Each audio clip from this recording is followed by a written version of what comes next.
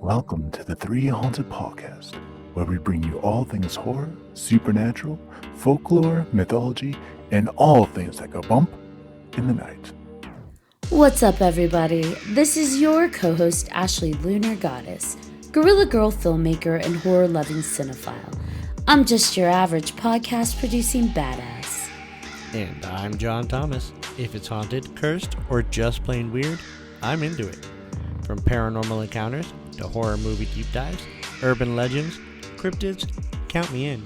I'm BJ Sewura, an aspiring paranormal musician who plays live for the dead because the living just doesn't want to hear me. What's up, ghouls, gals, and all of our paranormal pals out there? In today's exciting last-minute live stream episode, which we love, spontaneity, with none other than special returning guest, actor, producer, and cinematographer, Michael Gagliano. Welcome back, Michael. Thank you very much. Thank you for having me. I'm very excited to be on this podcast tonight. I do remember being on this podcast. I want to say it was almost a year and a half, maybe even 2 years ago. So I'm excited to get back. John, your head looks bald and as beautiful as ever. BJ, I still love your background. It is phenomenal. Ashley, you are still incredibly gorgeous. That I am kind of jelly. Yes, it's nuts. Okay, but I love your Planet Fitness stuff, dude. You are rocking it. It's incredible. Thank you. So it has been a little less than a year. Actually, maybe when we No, recorded, it's it been was more over. than a year. Your episode released less than a year ago. So, Oh, okay. Was it? Okay. para with the norm. But, you keep inspiring me to go to the gym. You post, like, look at me being pensive in front of the dumbbell racks at the gym and, like, all Wolverine-like. And it's like, oh, I should probably start posting, like, fancy schmancy. And you've done a phenomenal job.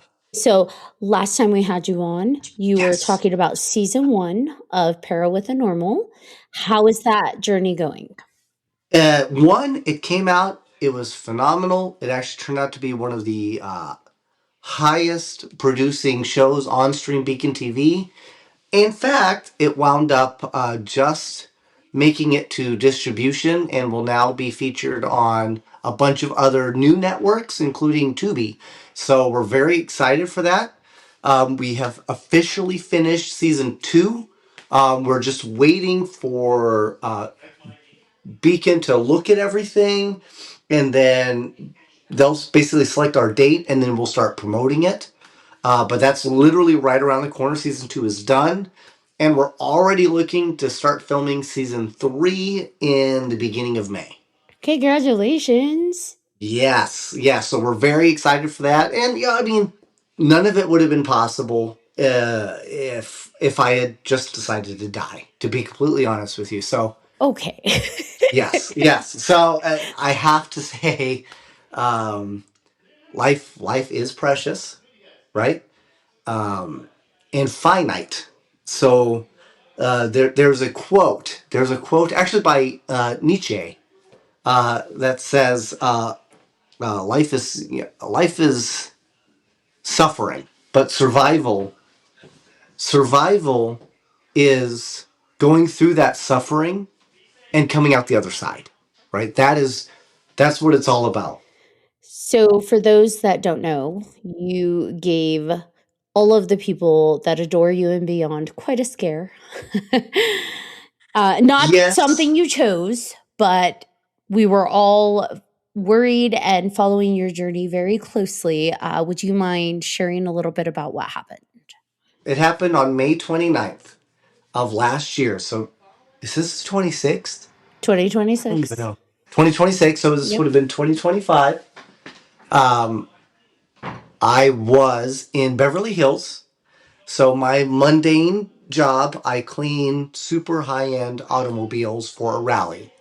When I say super high-end, I mean super high-end, like Koenigsegg's, Bugattis, one of one Ferraris, one of one McLarens. Like that's the type of stuff these guys do. And I clean typically like 80 vehicles a night, 9 nights straight, from city to city. I follow them, right? So That's what they pay the big bucks for, right?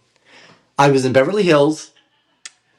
We had just gotten all of our equipment, all of our chemicals, and all of our towels.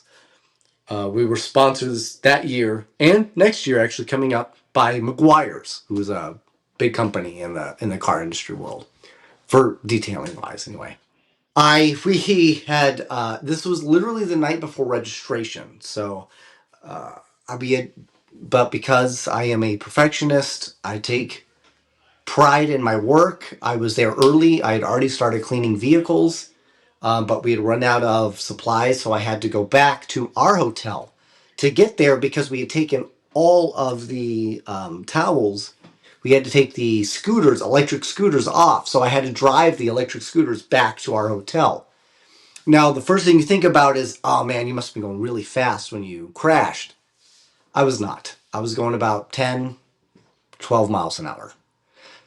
And no, I was not wearing a helmet. However, not wearing a helmet actually saved my life. Had I been wearing a helmet, the last impact of where I landed, it would have actually broke my spine had I had the helmet on. So I got lucky. That's per a neurologist.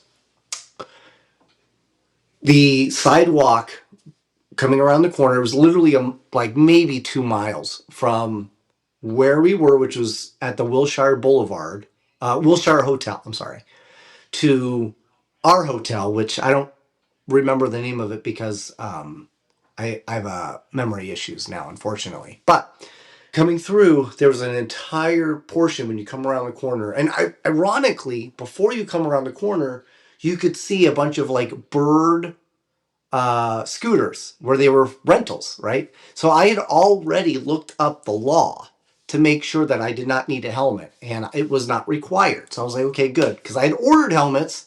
However, I wasn't going to have them until I got to Vegas because that was the second stop. Just timing, right? But sometimes timing can be everything, right? So we're on the way that the whole sidewalk was completely destroyed. Just incredible upheaval, right? Upheaval, right? I couldn't turn left. I couldn't turn right. There was nowhere to go. I hit it. It grabbed the scooter and flipped it immediately. So instead of like going forwards like you would expect, I went straight down. I immediately impacted the base of my skull, and the rest of the scooter, all 80 pounds, came down onto the back of my skull. So I shattered my skull. I wound up shattering it in 3 places. I blew my spinal fluid out of the side of my ear like a shotgun. I wound up in the hospital. Mary Lynn Bass from Pair with the Normal, her and one of my best friends, Stevie Lappin, they had to hold my head and keep me from getting up. Because even though I had checked out, I was gone. I mean, when I say I'm gone, as far as I'm concerned, I was dead. I checked out. There was nobody home. But I kept keeping the circuit alive. My body wouldn't let me die, right? So all I kept saying was, "Oh no, I gotta go back to work. I've got to clean cars. I have to go. I have to do. That's what I have to do. I have to clean cars." So they had to keep me down. They had to push me down because I kept trying to get up, and I'm just bleeding all over the place, right? Because I shattered my fucking skull. I had blood coming out of my ear. I spent 6 days in the ICU. I had hemorrhaging on 2 sides of my brain, which is brain bleed, basically, and out of my ear. I completely destroyed, so I'm permanently deaf in my left ear now. So I wear this, which kind of helps a little bit. It gives me a little bit of spatial awareness, but not, like, I can't really, like if you were on this side of me and you try to talk to me, I still couldn't hear you from it. I would have to do this. Is that an equilibrium thing? Does that help? Ironically, I don't really have a lot of equilibrium issues, but a lot of that stems from the fact that, one, per the report, I've had to see 3 neurologists, and they all said, "Mike, you're supposed to be dead. Your skull's supposed to be completely crushed. You should at the very least be in a wheelchair. We don't even know how you are alive." But somehow they say they think just because my body was actually in like pretty good shape, I somehow, I'm like Timo Wolverine.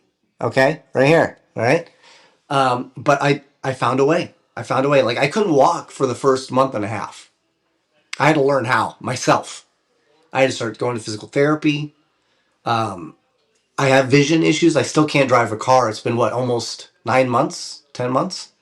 I can't drive because I can't focus right. It's like imagine your eyes are like TVs, but like one's on delay, right? So I see things just at different times than I should. So everything I see double vision basically without actually having to be cross-eyed.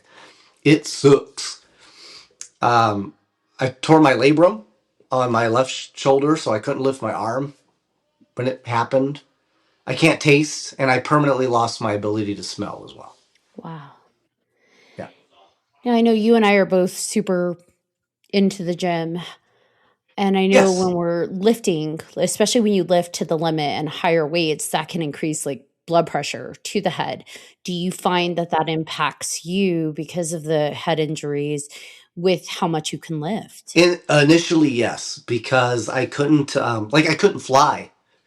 I couldn't fly for 7, 8 months because I still had hematomas, right, Mm. in my brain. So I still have, right here, I still have a massive Reese's sized. I have to say Reese's because I only know snacks. Okay, that's just how it is. Which I I have a love Reese's that. sized contusion.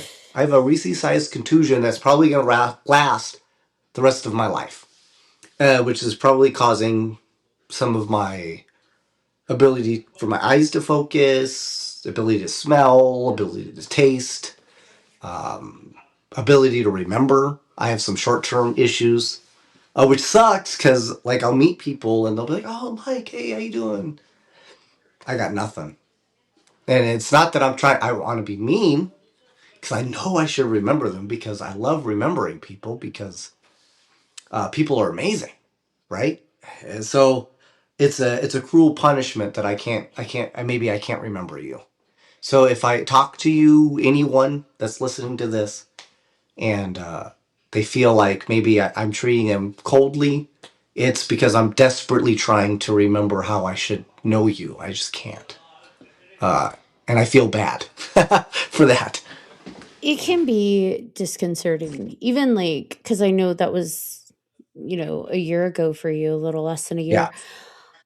And I feel like that just over time, it's not as intense in terms of the guilt, but Yeah. it still carries. I had a pretty massive car accident when I was 17 and Really? hit my head, caused sight issues for a while. Like I wasn't allowed to drive at night for quite a few years because I just had 100% night blindness. Like I couldn't Yeah, see I can't anything. see at night at all. Yeah. Yeah. Like head injuries do it to you, but gosh, that was 17, so long time ago, many moons Ah. ago.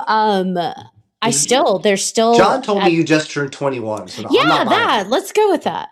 Yeah. And now I will be 41 this year, so it's been a while. 43. Woo! Hey. But I will say that like there's still memories from that time in my life that I will never get back. And to your point, like if I go to a reunion or something and people are like, "Oh my gosh, we had class together, we did this together, we had a slumber party, whatever," and I'm like, okay.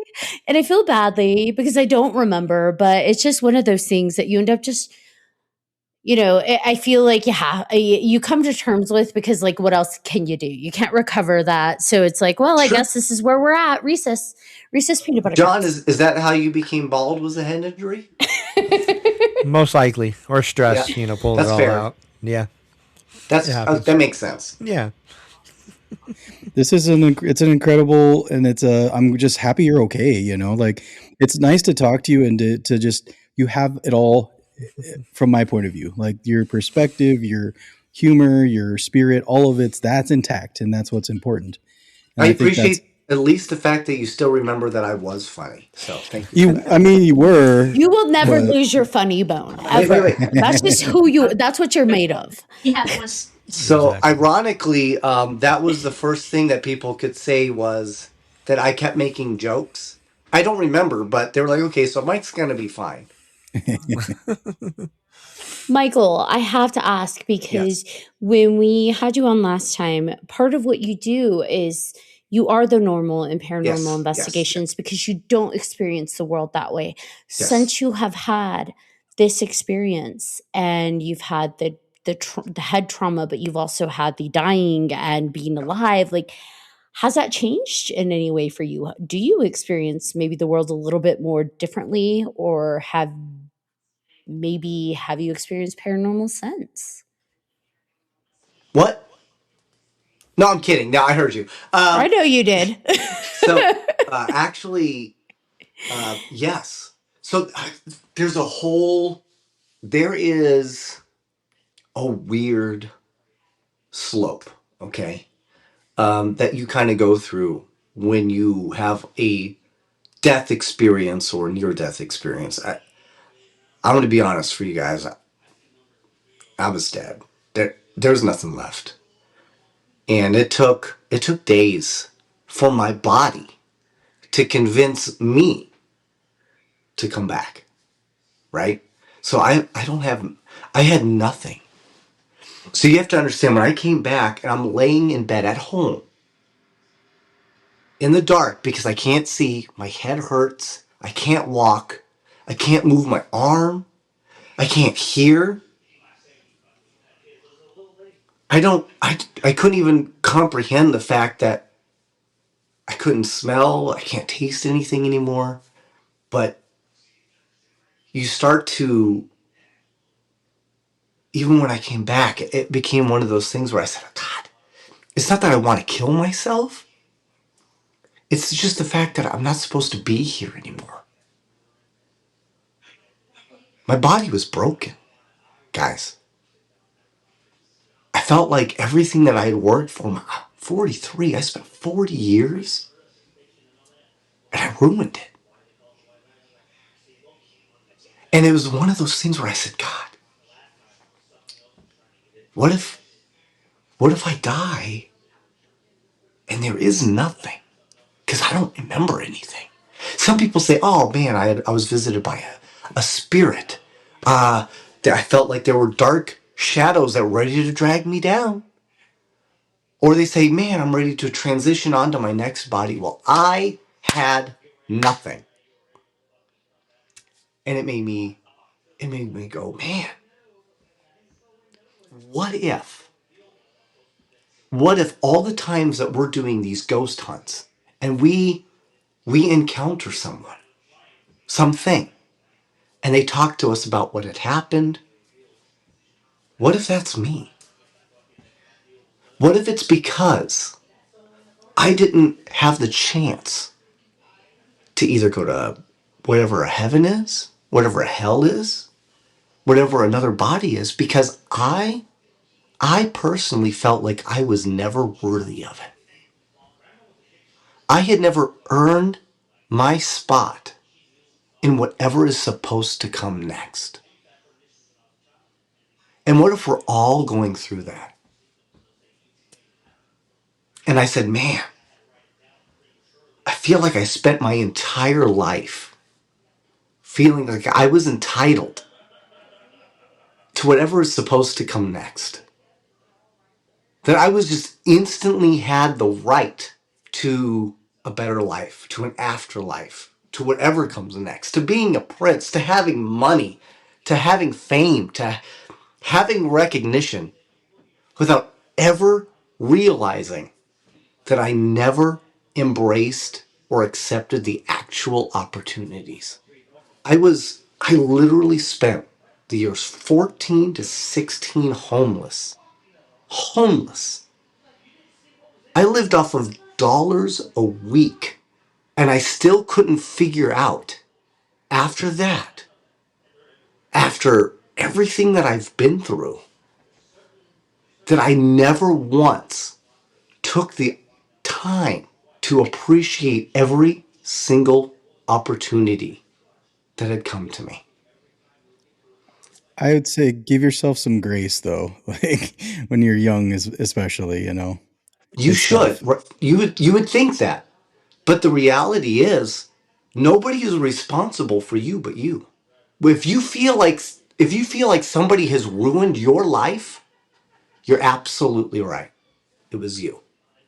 And it took me until I was 43 to figure that out. It took me until I hit my head and I'm supposed to be dead to realize I never actually appreciated what life meant. It helped. It helped me a lot because I wound up filming season 2. It took me 2 months. I couldn't see. I could barely walk. Not that you'll be able to tell in a lot of the shows, but normally, like, I do a lot of like falling down and things of that nature in every episode. I couldn't do that stuff anymore because my back was destroyed from the injury. Do you still bring the snacks? I do my best. I do. I can't.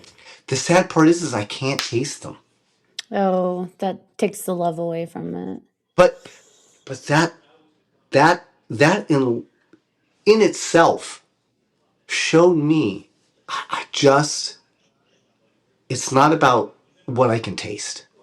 It's not about me, right? It's about my purpose, right? And I realized I just want to entertain you. If I could find a way to make you laugh, to make you think, to inspire you to be better, even if it's in the gym, that that alone is what I'm hoping when my time does finally come, when my second chance runs out. Because look guys, it will, right? Life is a cruel mistress. It's a cruel joke. Is incredibly finite. But at the same time, it is one of the most beautiful things you will ever experience, right? So I hope when that time does finally come and I get to choose or decide whether or not I was worthy of whatever I'm supposed to do next, I hope I've done myself justice. I know you mentioned that it took you, hitting your head, It did. not to, until you were 42, almost 43. But I mean, the reality of it is that some people go through their whole lives never hitting their head and waking up to that. So the fact that you are able to fully feel and embrace and express gratitude, to live that example for others, and to provide comedy and joy and love and Yeah. laughter, but also like this seriousness that does, also come through. I mean, that is a beautiful gift. And I think anybody that is able to experience something like that and take away from it what you have, that is so powerful. You took this life ending, I mean, because it did end for you for a moment in time, Yeah. trauma, and turned it into something where you just have immense gratitude and beauty for the world around you. Even though you can't taste it, even though you can't hear it, even though you can't feel it the same way, you love it even more. It's true. And not only that, I love all of you even more because I didn't understand what the actual value of friendship was, right? Because you could look at any famous person, and I'm not famous. But you could look at famous people and they're like, "Oh my god, thank you so well." I deal with that all the time when I clean people's cars who are famous. And I realize, man, they don't get it. They don't understand exactly what it means to struggle, right? To feel.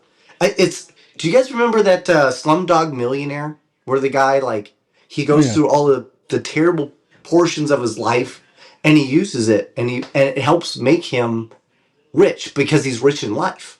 That didn't make sense to me until I hit my noggin. Also, I will say, it helped BJ and myself.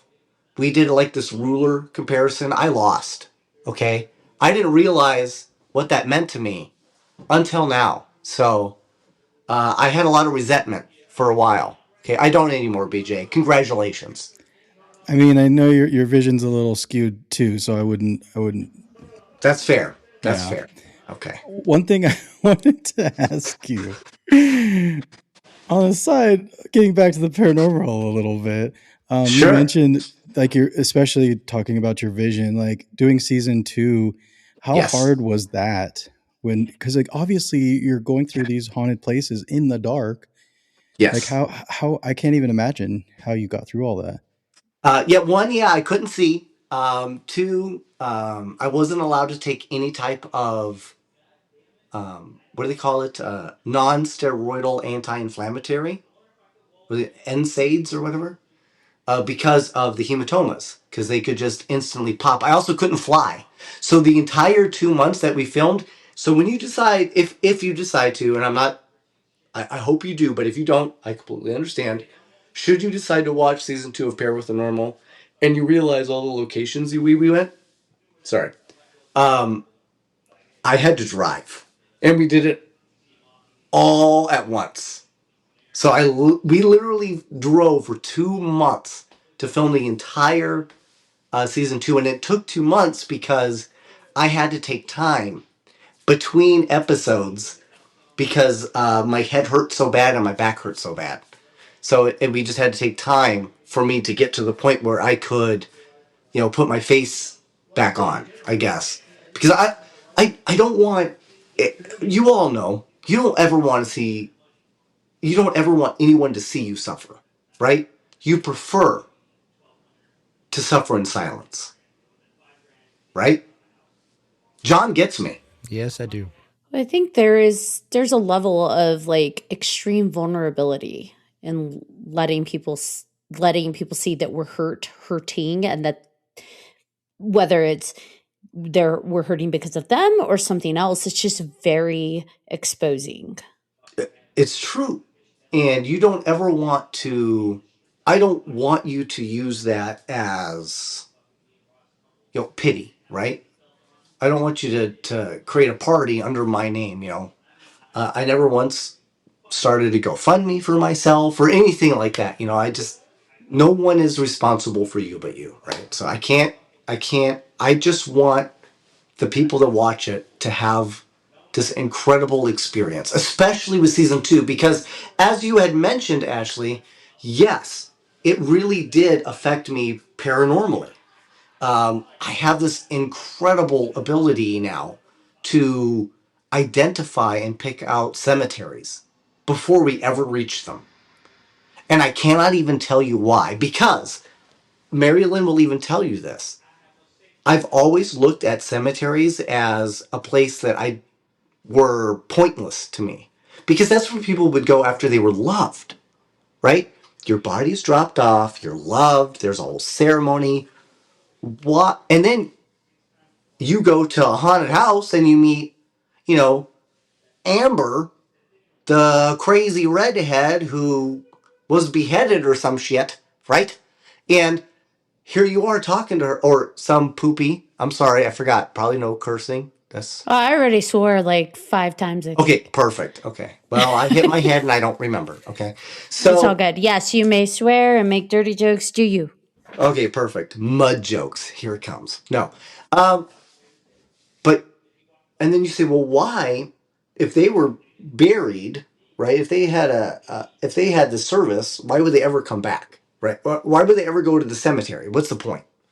But now I feel like I can connect with those cemeteries because it's a focal point. And this is going to sound weird, but I don't think it's because that's where they like to hang out. What if, now hear me out, okay? What if a cemetery is where you go to recharge as a spirit? Like a battery bank, right? So you're not there because you're hoping for somebody to reach you. You're not hoping for somebody to come and connect with you. You just need to be close to something that you can connect with to recharge. And I feel like now that after my injury, I understand that more. So I can see it before I ever see it. And Marilyn will tell you, because we had to drive for 2 months, remember? All of a sudden, I would wake up or I would just stop talking and I'd start looking out the window. And she'd be like, what are you looking for? I was like, I don't know. And the next thing you know, comes the cemetery. Because I could feel those people just sitting there recharging. You know? Yeah, cemeteries are definitely high energy focal points because you think about the amount of consistent emotion that is constantly taking place within cemeteries. It's not just grief, it's love, because how many people year after year after year visit graves to visit their loved ones. So they're bringing that love and that mourning and that gratitude, and it's all focalized into just one space. And Yeah. so that's interesting, though, the idea that they're recharging. And so my question to you is, recharging for what? That's an excellent question. Do you believe in past lives? I go back and forth. John, do you 100%. believe in past lives? Oh, I definitely do. Yeah. BJ? Oh yeah, 100%. Of course, I do. BJ, do you have any memories of a past life? Um, a lot of it is deja vu, places I've never been before that I've been before, that kind of thing, I think, and then dreams and all that. So Fleeting memories. yeah. Okay. John? Same as BJ. People even, to be honest with you, like I recognize people that I felt that I've known for a long time, but never really met, until that point. Do you So think you were also bald in past lives? No, I'm most kidding. I'm kidding. likely, for sure. I would make sense. But Ashley, you're kind of on the fence. So the reason why I bring that up is to kind of answer your question a little bit. When we go back, let's go back to like BC, right? Like Egyptian BC, right? There was maybe a billion people, human bodies, maybe a billion. There's currently 7.8 billion, and we all claim that we're inhabited, right? We all have spirits, right? Was there a fucking line? Okay. Is this a deli? Was there a number I had to wait for? Okay. Yes, and like Beetlejuice, 100%. Beetlejuice is an excellent example. Was that in fact the case? And now we have to decide, okay, well, shit.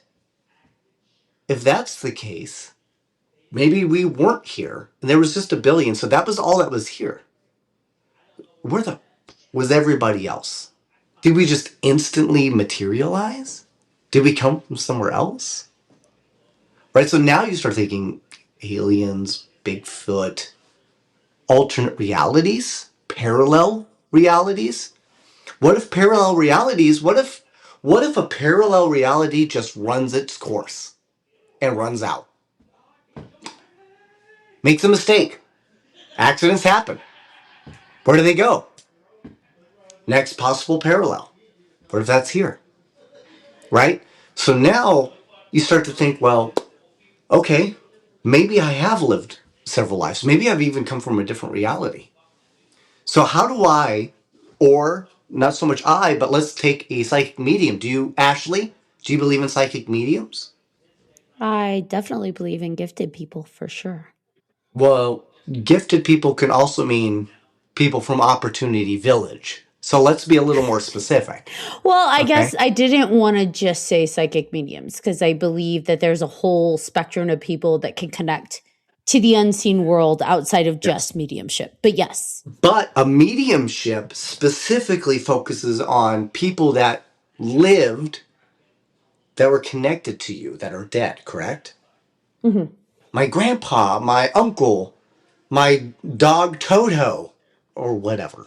How can Toto or Uncle Bob be here, but also be living a new life? That's something we talk about a lot. If you have a soul contract, if you go up in heaven and you decide after a while, I want to go exist again, and you sign, this is what I'm going to experience, and then you come back as something else, potentially.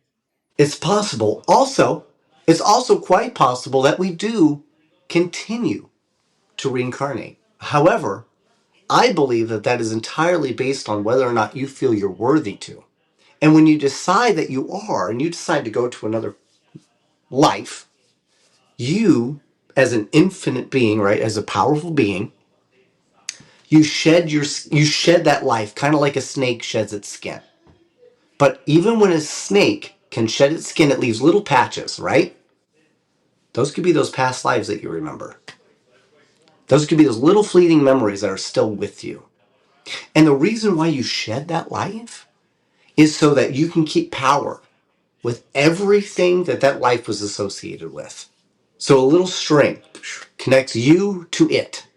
So it continues to feed off of you. So everything that that life went through, it can continue to help feed and grow. So Uncle Tom, even though he's been dead for 75 years, can still somehow stay connected to you to ensure your survival, to ensure that everything that it worked for continues on. Pretty wild, right? So it's a different concept maybe, but No, I think that's definitely come up with us over the seasons yeah. is this idea that, I'm a firm believer, as I believe one of our viewers, Christy, said, that energy doesn't die, it transforms. I'm a big, big, big proponent of energy and how we are all just like little micro stars. And so when we leave this meat suit, Yes. it's just that energy goes elsewhere, whether it goes into something new, something different. It just is. It I have an issue becomes with that. something else. I have an issue with that. My issue with that is to say that we're based off of energy is to say that we're based off of science. To say that we're based off of science are people that want to know, but they don't want to believe. Whereas with people with religion, they want to believe, but they don't actually want to know. I think that's a logical fallacy there. I think the scientific community, hard science, has tried to own the concept of energy. It doesn't own it though, because we go beyond science and we go backwards, and you look at yogic principles and it focuses on energy and different, whether it's religion, spirituality, or science, hard sciences. Right. It's stripping that all away. It's just this concept that we are made of this vibrational thing that is Yes. out there, and that vibration doesn't disappear. And Right. so for me, it's just a matter of I do believe, and it's not even a feel or believe. It is proven we are made of energy, but there's also a scope of energy that we can't Yes. measure that I do feel goes beyond that, because when we die, you can't measure that energy anymore. But I No. do feel it still exists. It's just existing as something else. So on top of that, what I want to point out is I'm not saying that we're not energy. I'm just trying to play the devil's advocate in understanding that, especially if we're talking multiple realities, that energy has to be able to exist in every single reality, right? Because Ashley has to be able to exist theoretically or hypothetically in every reality as well. So not only are you an energy, you have to be an energy in multiple dimensions / realities. That's pretty damn awesome. If that is in fact the case, John knows. John's been saying that the whole time. The whole time. The whole time. And it does take, to an extent, a leap of faith at that point, because we haven't proven a lot of it yet. And But that you just said it right because there, it leap hasn't of been. faith. Faith is belief, not knowledge. Yes, and It I don't shows there disagree with has that. to be some way in the middle, right? Because, and I don't even think it's a middle. I think it's a beyond, because it's not for me between point A or point B. I think it's beyond that. We've put limits on here's point A, here's point B, and there's the fight in between. And I think it's just like, it's way beyond that scope. That's just the way that a lot of humans think of it, right? We got this end, this end. And for me, just like time, just like universes, just like dimensions, there is no point A, point B. It's beyond that. I was ready for jokes, and then I got philosophical things. I love it though. Not a lot of people get to see. I'm spending that mostly with 3Haunted right now. You're welcome. But I We're just wanted punished. We Why did he come to punish us? he changed his energy. Yeah, My but room no, is it's- not red. Yeah, no, but it's good. It's good, Could be. right? No, it's great. It's We good. talk about Sometimes this. you need to think about these things, It's the man. metaphysical, man. We talk the metaphysical all the time on this podcast, and the stuff you're saying is very, very familiar. At least for, I would say, yeah, for all of us, because And not what you would expect from a comedian. but from people who have experienced extreme I things. mean, have you watched John Leguizamo stands up? It blends Yes, it comedy does. with a lot of seriousness, and it's a beautiful melody there. So Yeah. I'll be honest. John Leguizamo's last good movie was The Pest. Okay? I Movie, don't care what yes. anybody Stand says. up, better. but his stand up is before it was made before that movie. So he just had like these old small theaters in Yep. New York that You they know who happened to tried film. stand up, but it turned out to be terrible? Stephen You? Hawking. Yeah, I know. Oh, time out. So Christy said perception is reality. And I think absolutely, but I also think that we can use that to our advantage through manifestation and through just general, like non-metaphysical aside, what you believe is exactly who you are. So if we focus really on, like you were talking about at the beginning, gratitude and beauty and love and Absolutely. giving as much as we're taking, then definitely that reality becomes so much more than we thought it could be. I would say 99% of everything I ever say is bullshit. Okay? No, none of I it is didn't want to actually. be the one to say it, Nothing but is grounded, but the 1% would be by the time you've reached your end, please, before that happens, do everything in your ability to make sure that you're worthy of whatever comes next. And I'll be honest with you. The reason why this has resonated with me so much has to do with paranormal investigations, specifically with Pair with the Normal. And you'll get to experience that with season 2. I actually get to do something that I've never done before, but because of my injury, I'm just a little more attuned, I guess, is the best way to say it. Okay, you guys were talking about scary movies. Before I go into this, I want to know, Ashley, what is the scariest movie you have seen? I'm not messing around. I want to know what movie actually mentally triggered you. oh God, Not that's jump hard. scare. I mean, No, what I know movie what got to triggered you? me. Yeah, I would have to say when I was younger, it was The Exorcist.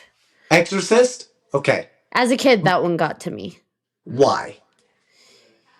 Because I grew up in a very religious culture, so I think the idea of demonic possession was very real to me as a Okay. possibility. So it stuck with me. Like this could happen, even if I didn't, think that consciously. I think it really hit me subconsciously that this could be a thing. So it was persuasion in a way, right?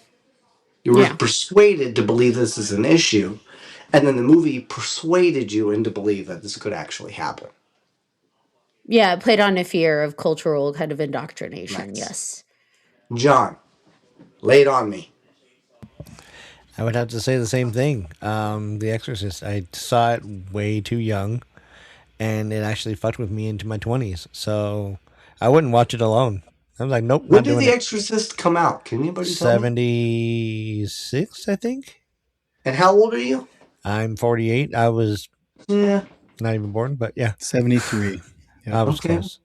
Yeah, I was raised on horror, so I watched Yeah, a lot of things I same. shouldn't have at a young age. Yeah. Well, it's funny because like I remember I was with my aunt and we were going to check on somebody else's house. Like we were going to feed an animal or something.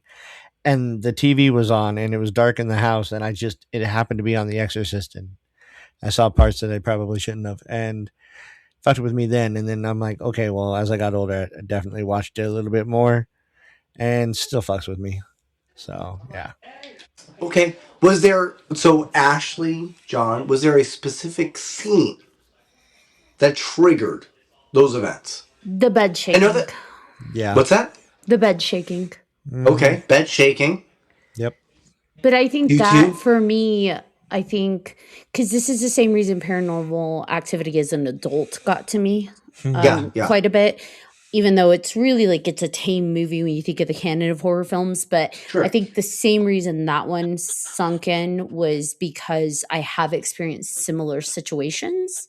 Yeah. And so that one, specifically with the bed shaking, that played on something that had occurred to me as a kid. So it was like, oh, fuck, it's real. That's great. I think that's really important because I think that shows you that maybe it wasn't this life. Maybe it could have been past lives, right? We talked about that a little bit. Or maybe alternate realities where something similar happened. So it kind of like triggers like a PTSD moment, Mhm. right? Yeah, you BJ. bring that up. Oh, Real go ahead, quick. John. Sorry, no, you bring that up. Shut the fuck up, BJ. Go ahead, John. Damn, BJ. But That's no, good. I was part of a paranormal group way back when, and we had a I'm so psychic. proud of you. Thank you. We had a psychic that was part of the group, and she was doing readings for everybody in the group. And at one point, she had told me that in a past life, I was an actual exorcist, Oh. and she Oh, didn't know shit about me at all or anything that like any of. Wow. Like, what So do you mean? Like jumping jacks?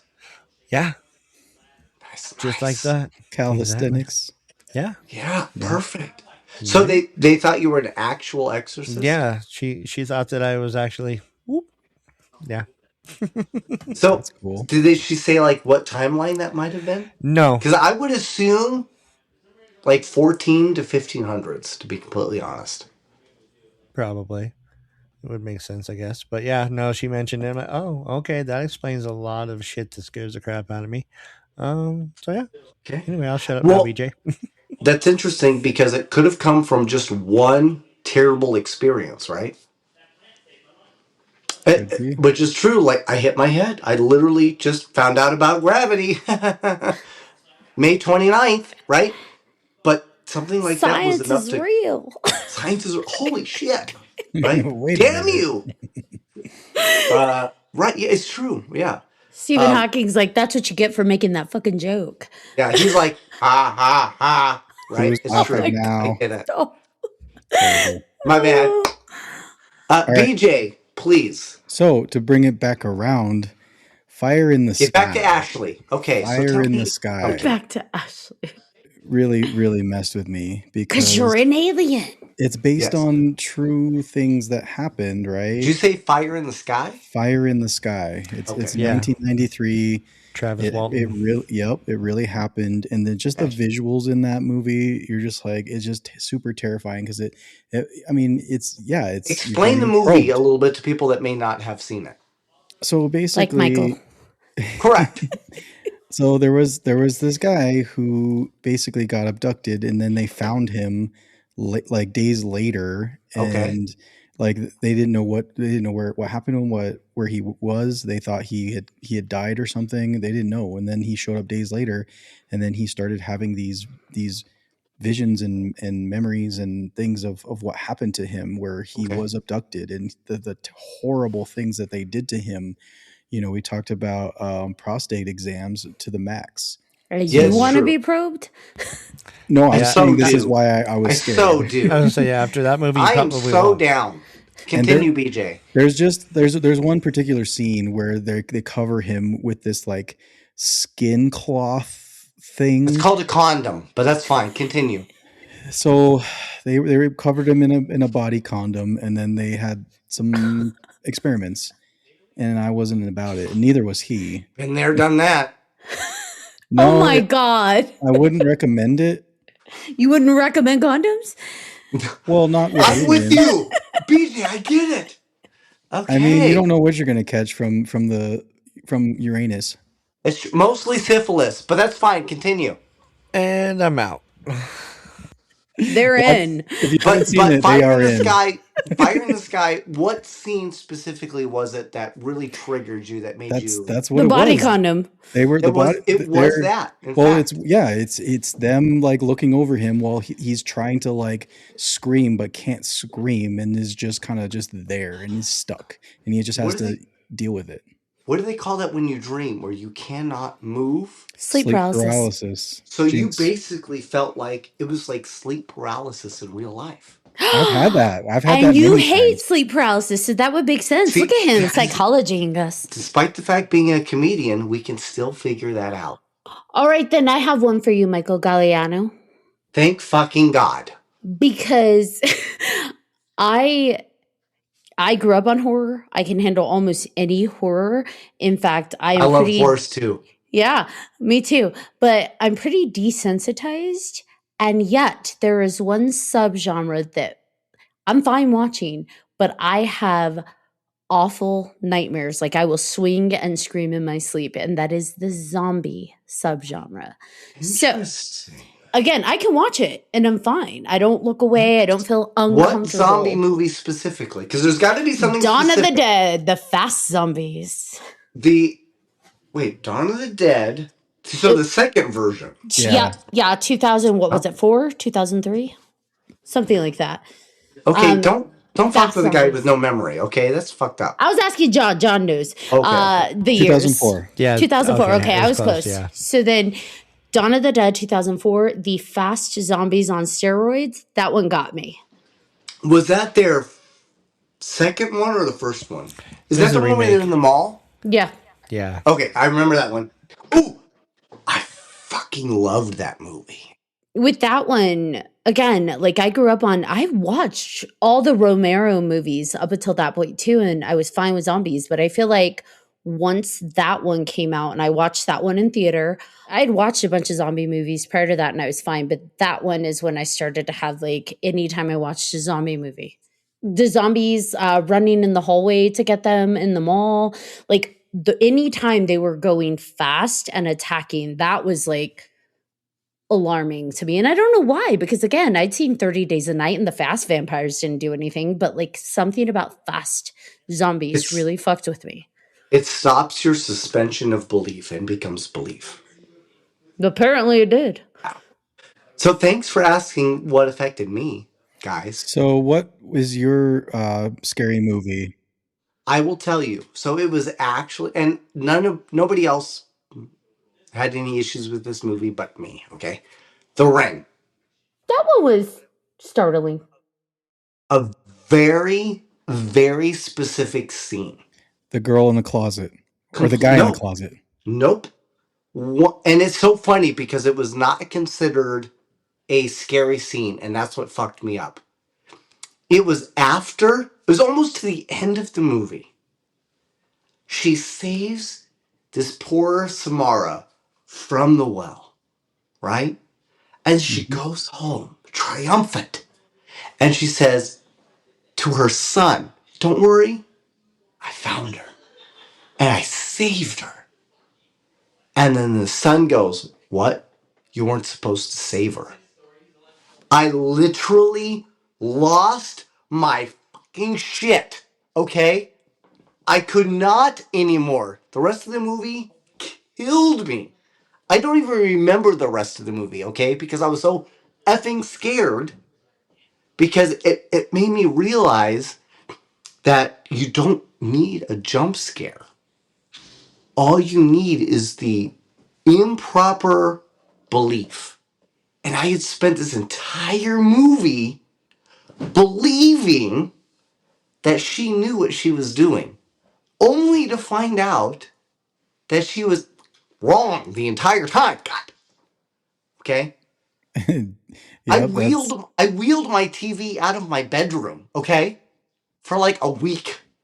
It with me, okay? It fucked with me. Okay. I'm just saying. Nothing else has ever messed with me. And dude, I was like 18 years old. I shouldn't have even I saw it at noon. Not even at night.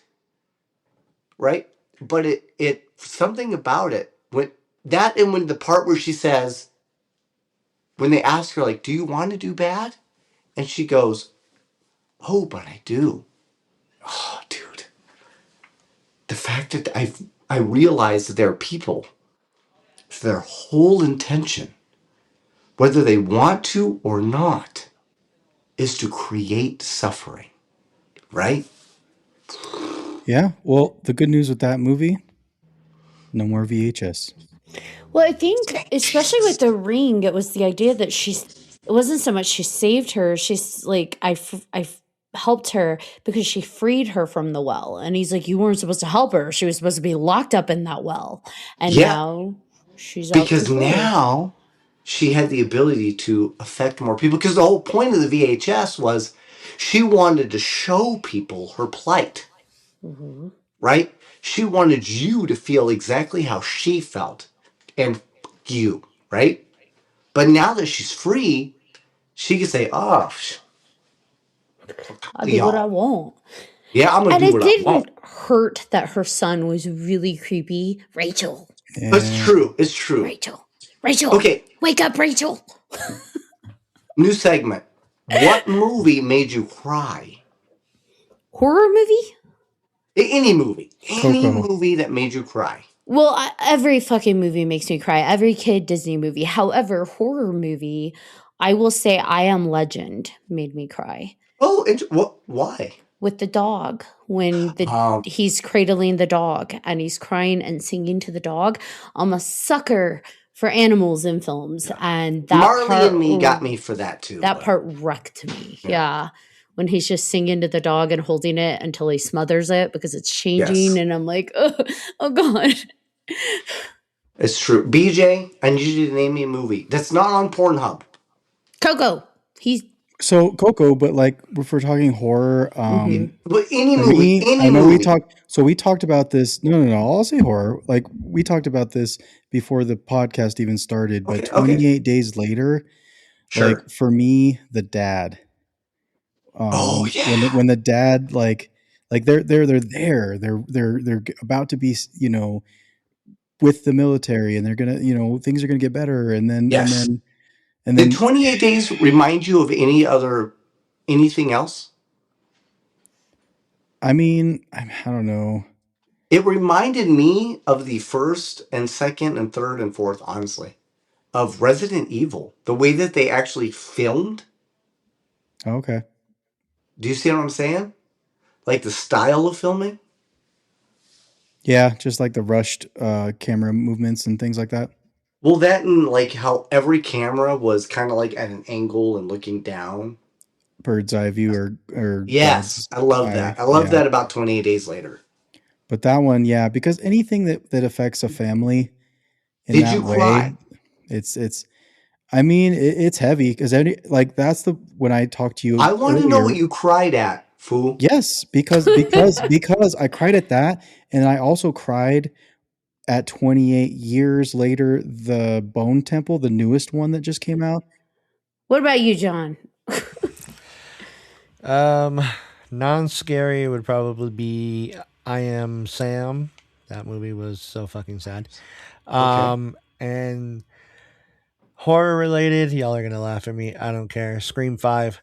Those motherfuckers did what they didn't need to fucking do. Oh, Dewey, yeah. Yes. Okay. That was. I still fucking cry with that, even though I've seen it 18 billion times. Okay. I watched those. A Quiet Place when I was like Oh, yeah. Beautiful. 8 months pregnant. Like when she's having that baby, I was feeling like How a many certain kids way. have you had? 3. But You're fucking amazing. thank you. But I will Your hubby say is this. phenomenal. Good job. What? Yeah, So he grabbed a phenomenal lady. She looks great, right? y'all, I'm gonna. Okay, so I don't do compliments well, but I love Scream 7. By the way, Christy, I will go to bat for that. She says So will I. Scream 7 is crap. I disagree, especially as a mom. But That's the new one. Yes. yes. Yeah. So, Okay. but But we're going to do an episode actually on the whole Scream franchise, so I'm not going to digress to that. But Quiet Place, the scene with the dad, because all you have leaned into everything, right? Every subtle nuance. You don't get a lot of words except when they're like at the waterfall. But like when he mouths to her, Yeah, and like signs, because you're leaning into that and his ability to act, like his whole scream, you see like his face scrunch up and his body tense up before he even screams. The scream you don't hear, like wrecked. I was sobbing in that movie theater. That was the only thing you heard at that moment was just me sobbing. The mark of That's a good awesome. horror movie is their ability to affect you emotionally in all the ways, not just Yes. Yep. crying, not just it makes you It's like laugh, that it with makes any you all movie, the right? things. Yeah. Mhm. And for me, I sorry, I have to throw one more out there. Please. Sinners made me cry. Ooh, that's And a it great wasn't movie. and it wasn't a sad moment. It was a triumphant moment. Go ahead It and ended spoil up it because I still haven't seen it. it's just I'm not going to tell you. It's just a scene where where music is. The Music post happens. credit scene made me cry. And the post credit, yes, that one too, because I have a brother, and John, you're okay. You it's not giving anything away, but Yeah. but when you Sure. talk When about Michael your brother, B. Jordan's line, oh, yep. I was like, yes, When he's like, for for a real, moment, though. we were free. And I'm like, oh, God. Okay. What about you, Michael? What movie yes. made you cry? Thank you for asking. You're welcome. So the shitty part is the movies I have that I'm going to relate to you, they will not make anyone else cry. But because of my life, it made me cry. Shit. Okay, so the first movie, Gremlins. I'm just no, kidding. I wish. I loved Showgirls. Gremlins, okay? Uh, I've only had 2 movies ever actually make me bawl. And only one movie made me bawl through the entire movie. And it is the dumbest reason, but I guess for me, it was appropriate. And nobody else cries in this movie. I guarantee you. AI, Artificial Intelligence, starring Jude Law and the kid from Sixth Sense. Have you ever seen that? I Of never course, watched AI. it's a good No. movie. It's worth watching. Only because the kid that has from Sixth Sense, he's Haley Joel basically Osment, is that what his name is? Mhm. yeah, Haley Joel Osment. Thank you. He basically is an artificial intelligence who takes over as this couple's son because their son is very sick. Unfortunately, or fortunately, I should say, the son recovers and then realizes that there is this artificial intelligence and hates him. So convinces the artificial intelligence to do things to make the family hate him. So Aw. eventually they take the artificial intelligence kid out to the forest and leave him. Oh, that's sad. And the second they did that, I started crying and I never stopped for the rest of the movie. I Because would have bawled. and the kid was just trying to find his blue fairy. Like from Cinderella, right? I think it's Cinderella. And Pinocchio? because that's what he had heard, and he was just wanted to get back to his family. That's all he wanted. You're gonna make me cry. Stop. I know. I'm sorry. Remember, I'm a baby when it comes to movies. Let's do you have a scary movie that made you cry? I was homeless during that time, and I really wish my family was there to support me, and they weren't. And I had no choice. And I always said to myself, where's my blue fairy now? Hmm. You know? So that movie, it killed me. I will say the beauty of that movie is that I don't want to I'm going to give it away. Go ahead. Extraterrestrials come around You and asshole. they use this artificial intelligence boy as their representation of what humanity is. Right. It's almost that's as a what's guide to what beautiful went about it. wrong, right? Mhm. He says, okay, this is everything that they did, and all the mistakes they made, right? Mm-hmm. But again, I take that back to now that after almost dying, I say, gosh, now I understand why I need to focus on what makes me worthy. Because then when I was homeless, I wasn't worthy, right? Obviously, that's why I was homeless, right? So I have to continue to struggle to find what makes me worth this life. I have to earn it, right? Same with all of us. We all have to earn it. So the next movie that really afters me, I wish it was a horror, guys. Big Fish. Yes, same, 100%. You get That's me, probably right? my So top 3 of all time favorite movies. my dad died just a few years ago, and the whole point was he lived this incredible life, and his son never believed him, right?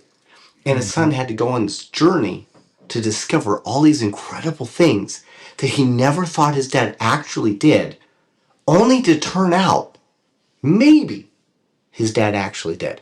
Whether he did or not, it just showed that his dad had impacted all these people. Now, the reason why I cried was because I have no son. I have nothing.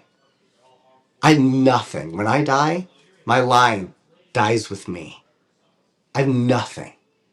So I have nobody that I could say, hey, I really hope you can follow my path and learn what I did.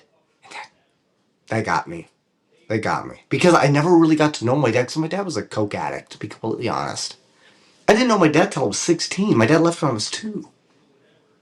And it made me do, shit, what did I miss? Right? What did I miss with my grandparents? What did I miss with their father and mother? You know? That was hard. That was hard. That was a hard life lesson for yours truly. Okay? But that's what made me cry. Which the two dumbest movies. Oh, also, I'll be honest, I had a little tear for Gattaca. Okay? I judge not, okay, because like I said, I get very emotional with movies. So Okay. it's you name it, it's probably made me cry. So like especially when it comes to family movies, kid movies, like my kids have an ongoing joke of just like how long I can last in a movie before I'm choked up and like in tears. So horror Yeah. movies are probably the only ones, except for a few like I Am Legend and A Quiet Place, that tend to not make me feel my feelings. Have you seen Nightmare on Elm Street? All of them. Yes, right. So I saw those when I was like 4. I started watching those. I loved them. I But they weren't loved them. I was scary like, and sad or anything. right? I was like, my man was this claw. I was like, damn, dude, I really want that claw. That was like the only thing I could think about was like, how do I get that? You know? Yeah, most of them don't get to me. Like there are a few, but that usually is when they lean into a very human element Yeah. that is outside of that specific horror. So like with I Am Legend, obviously like it's a connection between an owner and his dog. I want to bring something back because it means it. You were talking about Big Fish. I wanted to just finish up on that Yes. real quick Yes. because Oh, it please affects do. me. Yes. So, like, just because you haven't, like, you don't have a son, you don't have something to pass on, right? Yeah. Doesn't mean that you haven't affected people in your life already. With Right. everything that you're doing now and everything you've done in the past and everything you're Yes. going to do in the future, you don't have to have blood to affect people's lives in a meaningful way. And I think that you're doing all the things and you should be proud of it. And it doesn't matter if you are blood or not, because we are all experiencing life in our own way, but you can affect it in the way you're doing it. And I love that. Thank you, BJ. That's the beautiful thing about energy too, though, is once you have impacted somebody else's energy, it is connected and it carries through. So No, same. I just wanted to make sure that I mentioned that because I know how movies affect people and they affect people in that's why we watch them, right? Is because we can relate to them and it makes you feel a certain way and how you can connect to your own life and you can learn from other people's mistakes in those movies and also just that's why we do it, right? That's why we do it, and that's why it's fun to talk about it, because we can be like, hey, this movie affected me. Here's a little insight into my life, Yeah. and that's how Well, you think get to about know people life, better. Yeah, right? Think about life. How many people do you just but you can't open up to, right? Those movies are kind of like an escape. They open up for you, which allows you to kind of say, God, I get it. I get it. And that's what really impacts you, right? I think they definitely expose parts of us we didn't even necessarily realize were vulnerabilities or were apprehensions or fear or joy, like whatever emotions come up, we don't always realize that exists in us. And I think and we've talked about this before, when we're watching a movie and it affects us, whether it's through laughter or tears or anything else in between, I like to take a moment of pause and ask myself why it's affecting me that way. What is it about that moment, that scene that got to me?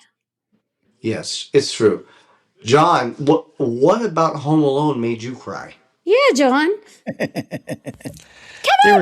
He was so mean to those damn wet bandits. I'm just joking. Right? I actually felt bad for the old man next door.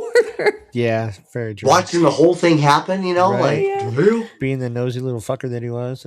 true story. That old man was 43 when they made that movie. I my don't God, even shut up, look at BJ. us compared to Yeah. that. Wow. I'm 43. We're fucking amazing. John says he's 48, but he looks younger than me.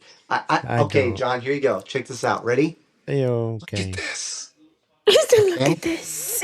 Yeah, that's why I shaved my head. I don't deal with that So shit. I literally, because I hit my head, most of my hair at the impact crater turned white. Oh, wow. So I actually had to dye my hair. Crazy, right? Can't tell. Thank you. It's a great dye job.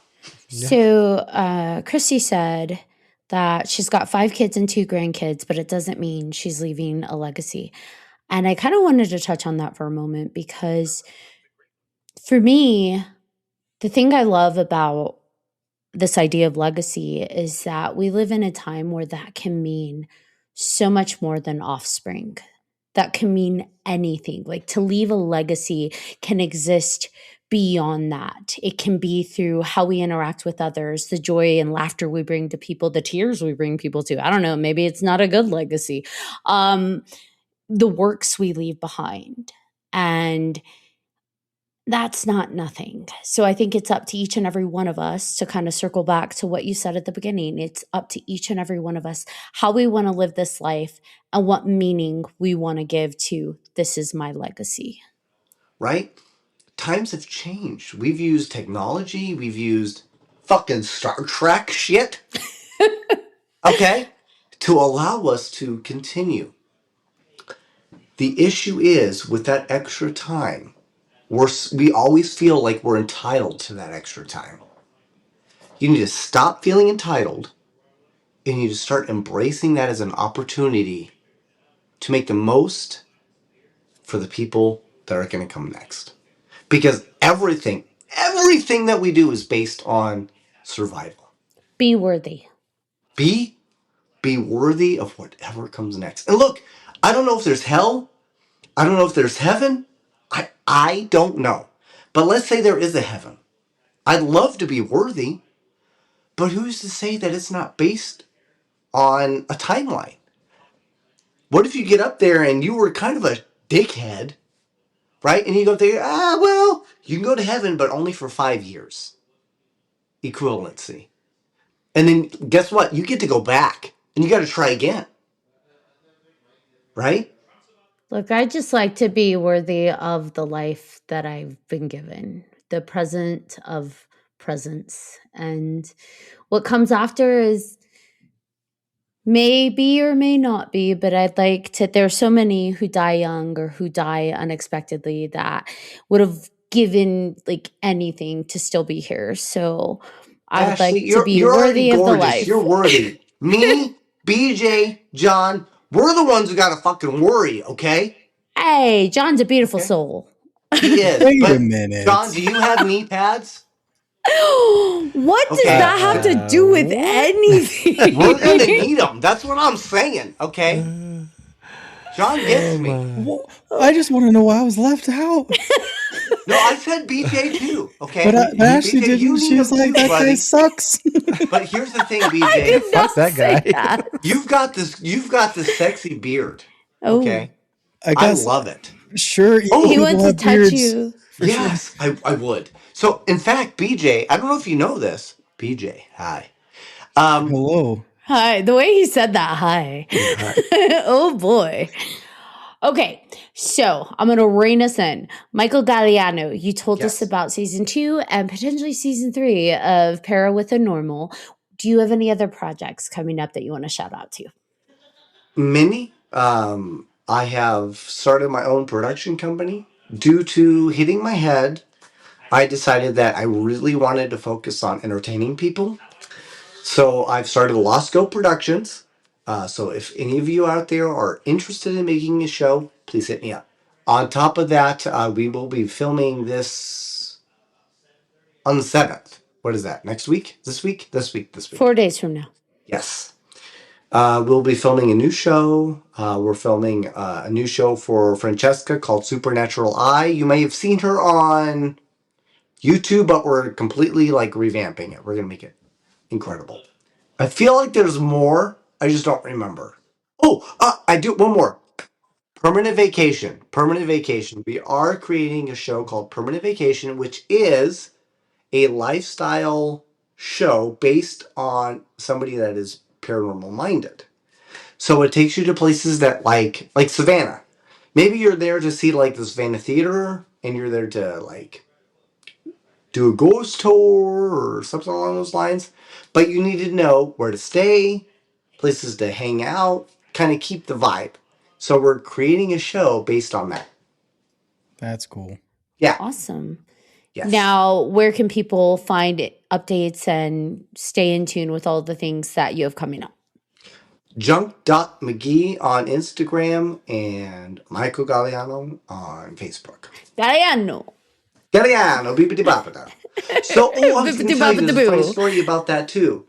So, Gagliano, I found out what my name actually means. Bippity boppity boo. Beepity bop, right. Okay, so Gagliano, Gagliano. So Mm-hmm. people immediately believe it's Gagliano, but it's Gagliano, right? Gagliano. I went to Sicily, which is where my family is from. Okay. Just to confirm how to say my name. I also discovered that as with every name, you have like a reasoning behind your surname, right? My name literally translates into the one who lives near chickens. That is so on point. Dude, my family literally had nothing going on. Okay? Just And they lots of showed talks. up and were like, hey, yeah, we're giving for birth surnames. What's your last name? We gotta come up with one. What do you do for a living? Oh man, I'm kind of in between jobs right now. And they're like, oh, all right, no, that's cool. Do you own this house? Oh no. I'm renting. I'm just kind of like hanging out here at the moment. Oh, okay. Um, what? What about those chickens? Is that your farm? And he was like, oh, yeah, those chickens? Yeah, those. Oh yeah, no, they were here when we got here. Okay, well, but you live near them, right? Oh yeah. No, yeah, they've been great this whole time. They've been great. So mine in English means literally the one who lives near chickens. I have the coat of arms from 1940. Are there Nice. chickens? I don't know. I just have the coat of arms, but that's literally what it means. I love it. Translated, the one who lives near chickens. My family did nothing important, folks. All right. Well, Michael, the one who lives near chickens, Gagliano. I am Yes. so grateful that you came onto this episode. This was a blast. BJ, John Thomas, do you have any final thoughts before we wrap this awesome episode up? It's just a trip, man. It's good to see you. Thank you. I mean, we got to do this obviously again, but you're so entertaining, so fun to be around, and I think that we just enjoy your presence, man, and I think other people do too, and that's why they're going to keep tuning in to everything that you're part of. And I recommend all of our listeners to just really like do a deep dive on all the things that you do because it's hilarious and you do have I've noticed some of the episodes you have some pretty fun costumes too. Thank you. So There's check new that ones on out. season 2, I promise. Okay. Thank you for coming on. It's always fun. I know you've only been on once, but No, it's you don't always a want to at blast. least say, wow, you're incredible. Keep sending those awesome reels and memes and Yes. being an inspiration in humor, in gratitude, in love, but also in the gym. Yes, absolutely. 100%. Everybody, take your time. Make sure that you take your health first. It's important. Stay moving. Yes. All right, Bija Segura, do you want to bring us home? Hey, that's me. Yes. Thank you everybody for tuning in. You guys have been awesome. And thank you for Mike for coming on. Thank you for tuning into this episode of 3Haunted Podcast with your hosts. I'm BJ Segura. I am Ashley Lunar Goddess. I'm John Thomas, I think. If you have any questions, comments, or episode suggestions, please feel free to email us at 3hauntedpodcast@gmail.com. If you haven't done so already, please like, follow, and subscribe to all our social media. You do not want to miss our amazing guests like Mr. Gagliano. A bibbidi bobbidi boo. Bibbidi bobbidi. Also, don't forget to check out 3hauntedpodcast.com where you'll find all of our past and current season episodes, as well as guest information and all kinds of awesome 3 Haunted merch. Until next time.